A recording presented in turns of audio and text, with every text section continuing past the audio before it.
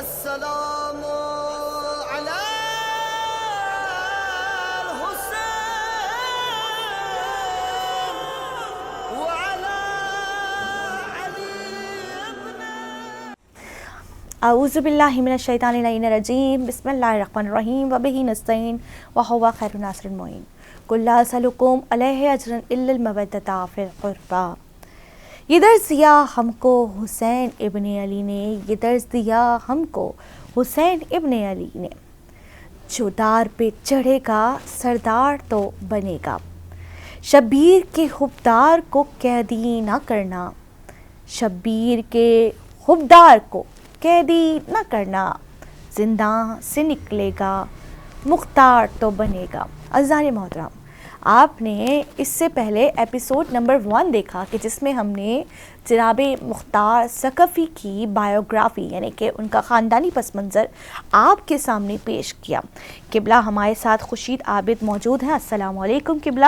وعلیکم السلام ورحمۃ اللہ۔ تہہ دل سے ممنون و متشکر ہیں کہ جناب مختار کے اوپر ایپیسوڈ نمبر 2 میں بھی آپ نے ہمیں وقت دیا، اور آج قبلہ ہمیں بتانے جا رہے ہیں کہ جناب مختار کا قیام کتنے عرصے رہا، ساتھ ساتھ انہوں نے کیا کیا خدمات انجام دی۔ قبلہ سے ہم سوالوں کے سلسلے کو آگے بڑھاتے ہیں۔ قبلہ فرمائیے گا، آپ نے ایپیسوڈ نمبر 1 بتایا کہ ان کے چچا جناب علی ابن ابی طالب کے ساتھ ہوا کرتے تھے، خود ان کے والد صحابی رسول تھے۔ پھر آپ نے ہمیں بتایا کہ جناب مختار جب عالم بلوغت میں تھے، یعنی بچپن کے عالم میں تھے، تو مولا علی ابن ابی طالب ان کی مدح سرائی کیا کرتے تھے، کیا مقام ہوگا ان کا۔ لیکن بعد شہادت علی ابن ابی طالب امام حسن کے ساتھ ان کا کیسا تعلق رہا، یہ بتائیے ہمارے ناظرین کو۔ مولا علی کی شہادت کے وقت یہ بڑا اہم واقعہ میں آپ کی خدمت میں عرض کر رہا ہوں، تاکہ ہماری نئی نسل کو، نوجوانوں کو پتہ ہونا چاہیے کہ مختار ہر دور ہر زمانے میں کس کے حامی رہے اور کس کے مخالف رہے۔ جب مولا علی کی شہادت ہوئی سن 41 ہجری میں، تو اس وقت مختار مدائن میں اپنے چچا سعد ابن مسعود کے ساتھ قیام پذیر تھے،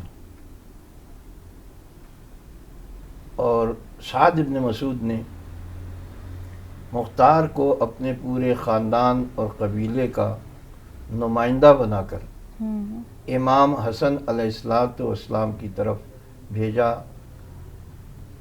اس وصیت اور اس نصیحت کے ساتھ کہ تم ہمارے خاندان کی طرف سے جا کر حسن ابن علی علیہ السلام کی خدمت میں اپنے آقا و مولا علی ابن ابی طالب علیہ السلام کی شہادت پر تعزیت پیش کرو، اور امام حسن ابن علی علیہ السلام کو اس بات کا یقین دلاؤ کہ جیسے ہم آپ کے والد گرامی حضرت علی ابن ابی طالب علیہ السلام کے فرما بردار تھے، اطاعت گزار تھے، ان کے بیعت گزار تھے، اسی طرح سے ہم آپ کے بیعت گزار ہیں اور آپ کی فرما برداری اور آپ کی بیعت قبول کرتے ہیں، اور اس شہادت پر ہم آپ کو تعزیت پیش کرتے ہیں۔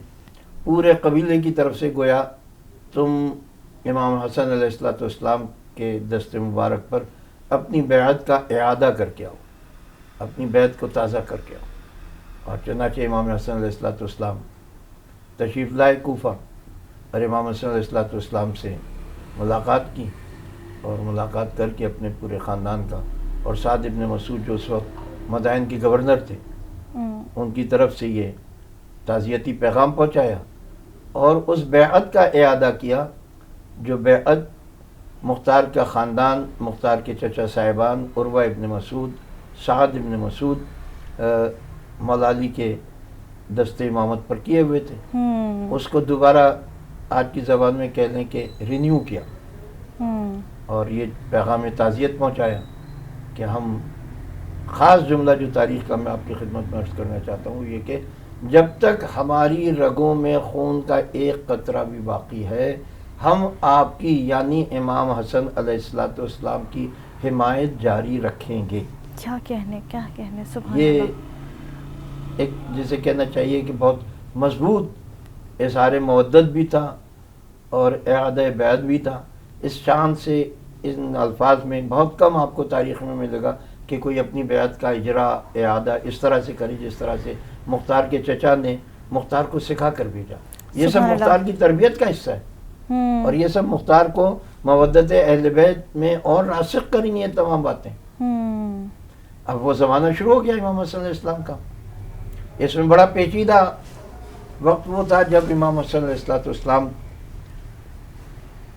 حاکم شام کی طرف سے سازشوں کا شکار ہوئے اور آپ نے ایک لشکر ترتیب دیا جس کا ہراول دستہ قیس ابن سعد ابن عبادہ کو قرار دیا. یعنی اس لشکر کا جو ہراول دستہ تھا اس کا سالار قیس ابن سعد ابن عبادہ تھے.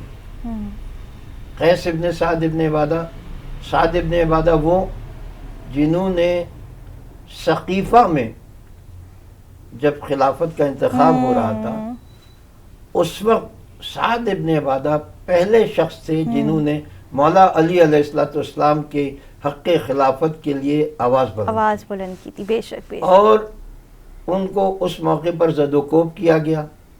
اتنا زد و کوب کیا گیا کہ آپ کی پسلیاں توڑ دی گئی اور کئی مہینے تک آپ اپنے بستر پر دراز رہے, فراشیدہ رہے, بستر سے اٹھ نہیں سکتے تھے. اتنا آپ کو زد و کوب کیا گیا. اس سعد ابن عبادہ کے بیٹے تھے قیس, جن کو امام حسن علیہ السلام نے اپنے اس لشکر کا ہراول بنایا, ہراول دستہ دے کر ان کو کمانڈر ان چیف بنایا. وہ ہراول دستے کے کمانڈر ان چیف تھے. حاکم شام نے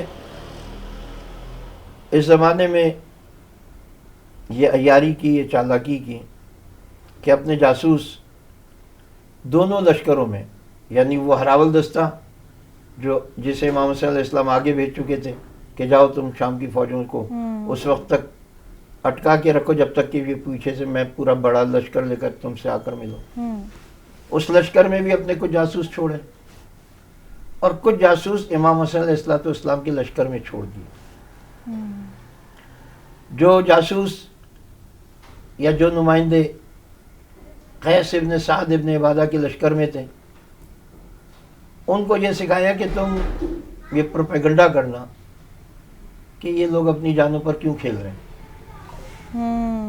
ان کے پیچھے حسن ابن علی نے تو حاکم شام سے سلو کر لیے اور اس کی بیعت کر لیے. یہ انتظار ہی کرتے رہ جائیں گے کہ حسن ابن علی لشکر لے کر آئیں گے اور ہمارے ساتھ ملیں گے, جبکہ حسن تو آگے نہیں آ رہے. انہوں نے تو پیچھے حاکم شام سے صلح کر لیے. یہ قیس ابن سعد ابن عبادہ کے لشکر میں جاسوسوں کو تربیت دے کر چھوڑ دیا گیا. ان کا کام ہی یہی تھا.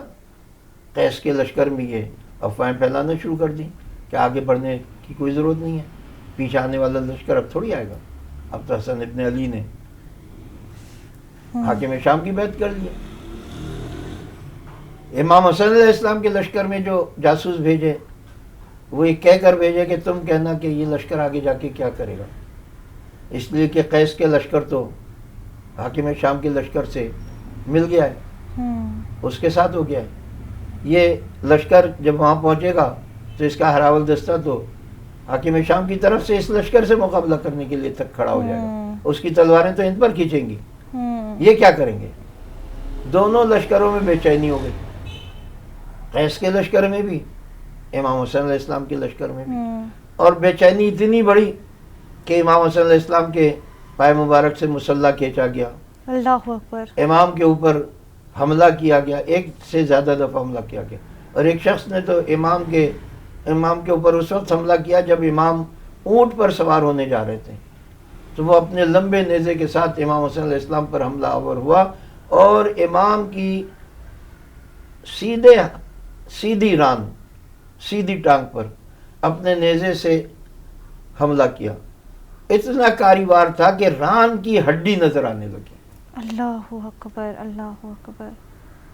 یہ بات تو روز روشن کی طرح آیا ہے عزیزان محترم کہ کربلا کے مارکے میں ہم نے جو سب سے بڑی مثال دیکھی نا, وہ مثال یہ تھی کہ جیسے صحابی نانا رسول اللہ کو نہ ملے ویسے صحابی علی مرتضیٰ کو نہ ملے, نہ امام حسن کو ملے, ایسے 72 صحابی کل دستے میں کربلا کے بے مارکے میں یا نصیب میں تقدیر میں آئے. جی آقا میں سوال دوسرا شامل کرنا چاہوں گی, قیام مختار کتنے عرصے تک رہا اور اس میں کیا کوئی صحابی مشہور صحابی شامل تھا؟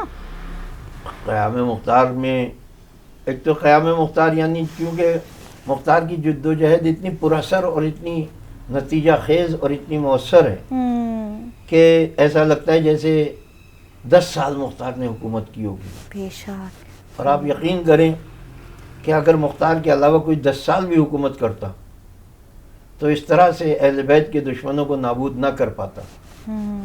جتنے مختصر عرصے میں مختار نے قاتلان حسین سے زمین کو پاک کر دیا تھا. کیا کہنے, سبحان اللہ.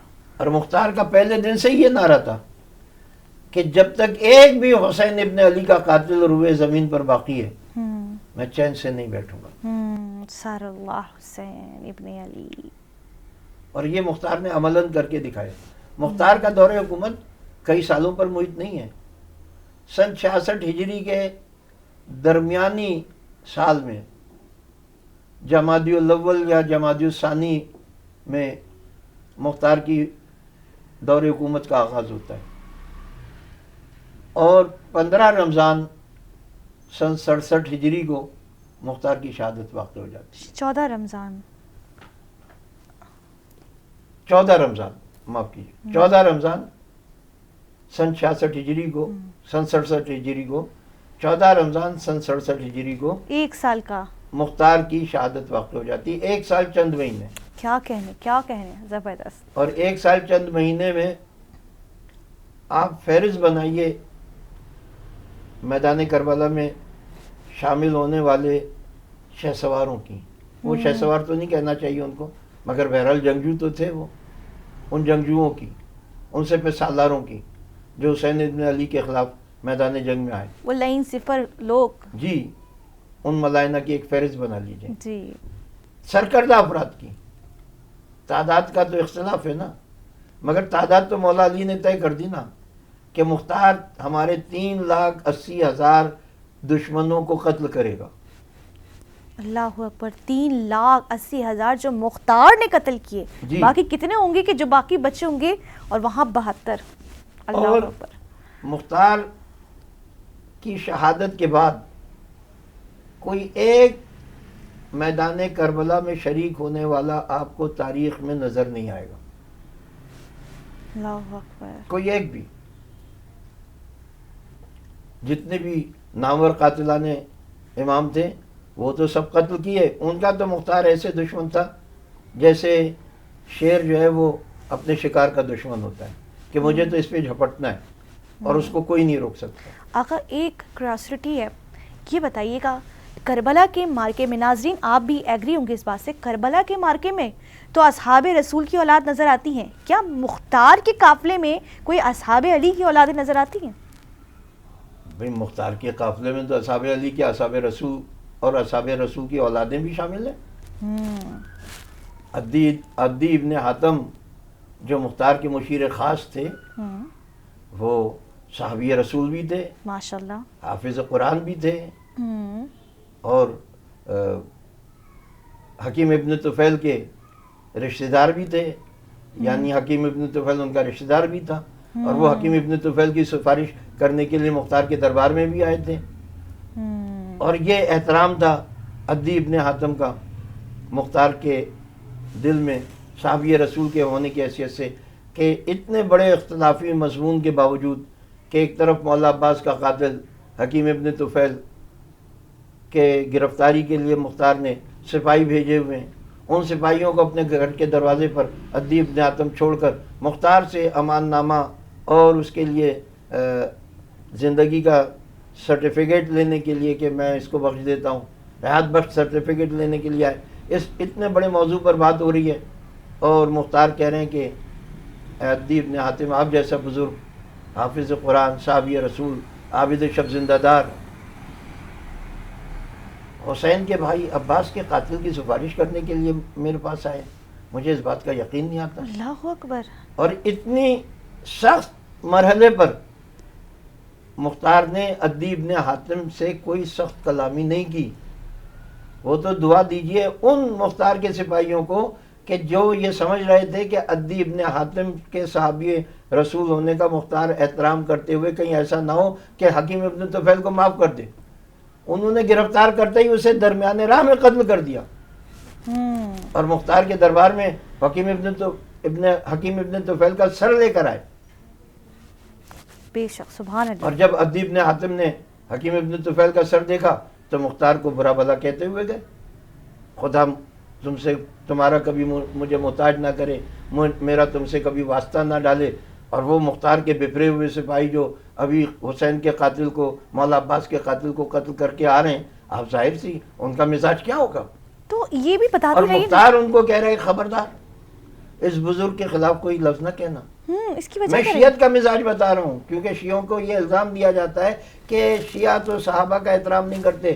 مختار جیسا سبحان اللہ مقتدر انسان، صاحب اختیار، صاحب سیف، یعنی ہر طرح کے اختیار اس کے پاس تھا، مگر اس کے باوجود اتنے سخت موضوع پر اس نے صحابی رسول ہونے کا اتنا احترام کیا کہ نہ صرف اپنی زبان کو قابو میں رکھا، اپنے ساتھیوں کو اشارہ کیا کہ خبردار ان کے خلاف مازارائی نہ کرنا. میں شیعت کا مزاج بتا رہا ہوں بے شک سبحان اللہ. تاکہ عام مسلمان تک یہ بات پہنچے کہ مختار جیسا شیعہ صحابی رسول کا اتنا احترام کر رہا ہے. صحابی رسول زندہ باد. بے مگر شک یزید ابن انس انصاری صحابی رسول بھی تھے، حافظ قرآن بھی تھے، عابد شب زندہ دار بھی تھے، اپنے وقت کے متقی ترین انسان، مختار کے لشکر کے کمانڈر ان چیف بھی بنے، صحابی رسول تھے یزید ابن انس انصاری، اور بہت شجاع انسان تھے. اور اسی جنگ میں ان کی شہادت بھی ہوئی، جس جنگ پر مختار نے ان کو بھیجا. سبحان اللہ سبحان اللہ. صحابی رسول زندہ باد، لیکن زہرا کے قاتل پہ لعنت بے شمار. عزیزان محترم، صحابیت کی نسبت جناب مختار جیسے باوقار باجرت انسان بتا رہے ہیں کہ صحابیت کی نسبت یہ ہے کہ کہاں صحابی رسول اور کہاں انتقامی امام حسین. اس کے ساتھ ساتھ ناظرین، ہم قبلہ خورشید عابد صاحب کے بہت زیادہ ممنون و متشکر ہیں کہ قبلہ نے بہت خوبصورت اس سیگمنٹ میں بھی ہمیں تاریخی مراحل کو اجاگر کرتے ہوئے جناب مختار کی خدمت اہل بیت کے سلسلے سے عنوان سے کیا رہی وہ بتایا. ہم اگلے ایپیسوڈ میں انتقامی امام حسین کو آپ کے سامنے لے کے آئیں گے، لہٰذا ہمارے ساتھ رہیے گا اس ٹاپک پہ. والسلام، آپ کی میزبان سائرہ عابدی. السلام